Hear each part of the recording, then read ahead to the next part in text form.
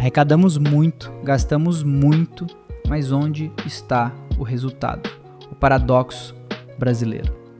O Brasil é, ao mesmo tempo, um dos países que mais arrecadam impostos no mundo e um dos que menos oferecem retorno à população.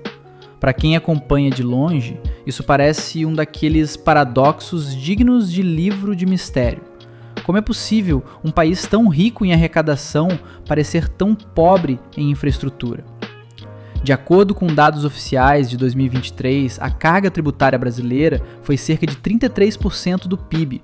Para efeito de comparação, isso é semelhante ao que vemos em países como Alemanha e Canadá. Só que lá fora, esses tributos retornam em forma de educação de ponta, transporte público eficiente, saneamento básico universal e segurança pública real. Aqui, no entanto, o cidadão fica apenas com a conta e muitas perguntas. Essa é a realidade que, quando exposta de forma clara, revela um Brasil que arrecada muito, gasta muito, mas que não consegue exibir nem mesmo nas regiões mais ricas os sinais visíveis de um investimento público de qualidade. O bairro nobre que revela o problema.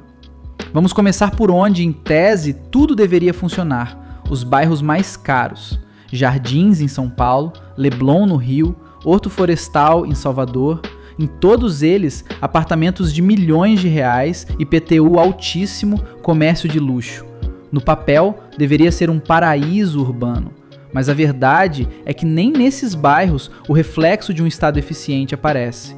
Calçadas irregulares, postes com fios pendurados, buracos na pista e iluminação pública deficitária. Em muitos casos, moradores acabam financiando soluções privadas para suprir o que deveria ser público: segurança particular, poços artesianos, geradores próprios. Na prática, mesmo pagando caro, o morador continua refém de um sistema que falha no básico. Isso já diz muito. Arrecada-se muito, porém gasta-se além do normal. É aqui que o buraco começa a ficar mais fundo. Se há dinheiro, onde ele é aplicado?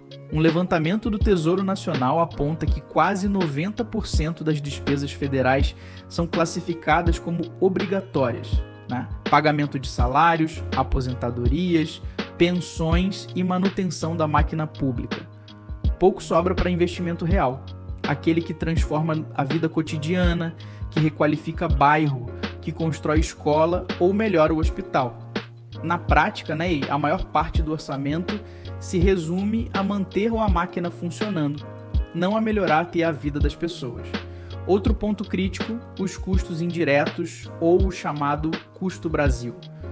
Um sistema burocrático, lento e extremamente caro para o contribuinte e para o empresário. A estimativa é que empresas brasileiras gastem até 1.500 horas por ano apenas para cumprir obrigações tributárias. O número chega a ser 5 vezes maior que a média global.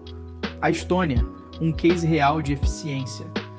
Para entender o que poderia ser feito diferente, vale olhar o exemplo de um país pequeno e até poucos anos atrás praticamente invisível: a Estônia.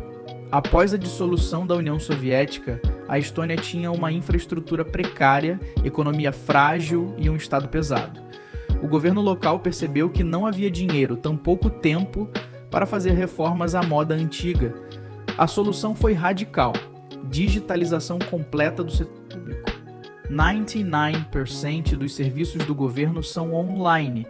A abertura de empresa pode ser feita em 15 minutos. O registro de propriedade, a emissão de documentos, o pagamento de tributos, tudo digital, rastreável e simples. Mais importante, a transparência passou a ser regra. Cada contrato público pode ser auditado em tempo real. Qualquer cidadão pode consultar quanto custou a obra da escola do bairro, quem foi o empreiteiro e qual o cronograma real.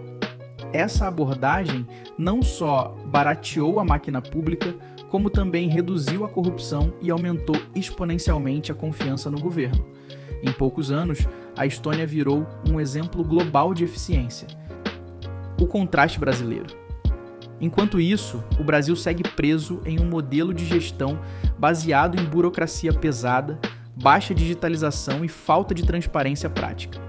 Embora existam portais de transparência e leis como a Lei de Acesso à Informação, na prática, os dados são dispersos, complexos, muitas vezes escondidos em relatórios técnicos que exigem paciência e conhecimento jurídico para serem compreendidos. A dificuldade de fiscalização real cria um ambiente ideal para ineficiência e desvio. Obras superfaturadas, contratos obscuros e cronogramas que se estendem por décadas passam despercebidos. O resultado? Um sentimento de impotência coletiva. Mas é problema cultural? Existe um discurso comum de que o problema é cultural, que o brasileiro não valoriza o público ou que não sabe cobrar. Mas será que é só isso? A verdade é que quando o sistema não oferece instrumentos práticos de controle, fica difícil cobrar. O cidadão comum não tem tempo, nem ferramentas, para acompanhar licitações, contratos ou emendas parlamentares. Países como Noruega, Suécia e Finlândia também enfrentaram dificuldades culturais no passado. A diferença? Lá, a transparência não depende apenas do interesse individual, mas é estruturada e incentivada. Bairros ricos, soluções privadas. Voltando ao caso dos bairros nobres, o que vemos é um microcosmo do Brasil. Quando o Estado falha, o setor privado ocupa o espaço. Segurança pública substituída por vigilância particular. Falta de saneamento? Condomínios investem em tratamento de esgoto próprio. Iluminação pública falha. Grupos de moradores contratam serviços privados. Esse movimento cria uma falsa sensação de autossuficiência, mas na verdade agrava a desigualdade. Enquanto os bairros ricos conseguem mitigar a falha pública, as áreas periféricas ficam cada vez mais vulneráveis. Em outras palavras, quem pode pagar constrói sua bolha, quem não pode fica entregue ao caos. O ciclo vicioso do gasto público. A estrutura de gastos públicos no Brasil alimenta um ciclo vicioso. Arrecada-se muito, mas a maior parte do dinheiro vai para a manutenção do próprio sistema e não para investimento em infraestrutura. Pouco investimento igual serviços ruins. Serviços ruins, mais demanda por soluções privadas. Soluções privadas igualam menos pressão popular sobre o governo. E assim a roda gira. O exemplo silencioso de Singapura. Singapura é outro caso interessante. Após a independência, o país enfrentava enormes desafios. Pobreza extrema, alta densidade populacional e nenhuma riqueza natural significativa. A estratégia foi clara: investir em capital humano e eficiência do Estado, educação gratuita e rigorosa, com foco em tecnologia, transporte público integrado e pontual, burocracia simplificada, com exigências claras e tempo de resposta curto. Hoje, Singapura não é apenas uma cidade moderna, é uma máquina pública de precisão. O contribuinte sente na prática o retorno do imposto pago. As metas que poderiam transformar. Diante de tudo isso, fica a pergunta: o que o Brasil precisaria fazer para transformar essa lógica? 1. Transparência simplificada e acessível. A informação existe, mas não chega ao cidadão comum. É preciso transformar relatórios técnicos em painéis didáticos, interativos e atualizados em tempo real. Irene. Digitalização real. Avançar para além do governo digital de fachada. Serviços públicos totalmente integrados em plataformas únicas, com monitoramento aberto. 3. Planejamento de longo prazo. Interromper a lógica eleitoral que foca em obras de curta duração e visibilidade imediata. Políticas de 20, 30 anos, com metas verificáveis, independentemente de quem esteja no poder. 4. Incentivar controle social. Criar programas que estimulem a fiscalização popular, recompensando boas práticas de gestão local. ANDE. Reorganizar a máquina pública, reduzir gastos fixos desnecessários, combater privilégios, priorizar investimentos em infraestrutura e serviços essenciais. ARO. Educação como estratégia central. Formação cidadã que ensine desde cedo a importância de participação, fiscalização e ética. Nunca seremos felizes, ou nunca nos deixam ser. No fundo, a expressão nunca seremos felizes funciona aqui quase como uma provocação filosófica. Afinal, a felicidade coletiva depende de um conjunto de fatores que transcendem o indivíduo. Mas quando o sistema é desenhado para falhar, a felicidade se torna inalcançável. O brasileiro médio trabalha cerca de 5 meses por ano apenas para pagar impostos. Apesar disso, circula por ruas esburacadas, enfrenta hospitais superlotados e escolas precárias. Talvez, mais do que falta de felicidade, exista uma falta de dignidade. E dignidade, diferente de felicidade, não deveria ser opcional. O custo invisível. A cada buraco ignorado, a cada escola sem professor, a cada hospital sem leito, existe um custo invisível. O custo moral. Quando a população se acostuma a dar um jeito, quando a confiança na lei e na estrutura pública desaparece, o tecido social se esgarça. O resultado? Um país onde todos desconfiam de todos, onde o individualismo se sobrepõe ao coletivo e onde cada um constrói seu feudo particular.